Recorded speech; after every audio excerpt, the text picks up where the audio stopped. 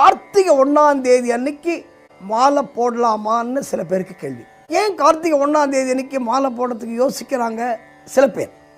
ஆனால் அத்தனை பேரும் கார்த்திகை 1ஆம் தேதி மாலை போட்டுருவாங்க. இந்த கார்த்திகை 1ஆம் தேதி நீங்கள் பார்த்தீங்கன்னா, நீங்கள் கேலண்டர் எடுத்து இப்பவும் பாருங்கள், அடுத்த வருஷம் கார்த்திகை 1ஆம் தேதி பாருங்கள், அன்றைக்கி கரிநாள்னு போட்டிருக்கோம் கேலண்டரில். சாதாரணமாக கரிநாளில் வந்து நம்ம எந்த காரியமும் பண்ண மாட்டோம் இல்லையா?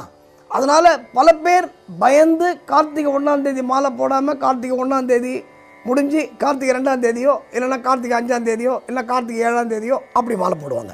இதில் ஒரே ஒரு தெளிவான விஷயம் எங்களுடைய குருசாமிமார்கள் சொன்னது, ஐயப்பனுடைய விரதத்தை பொறுத்தவரை என்ன அப்படின்னா, ஐயப்பனுடைய வழிபாட்டிற்கு நாள் பார்க்க வேண்டிய அவசியம் இல்லை.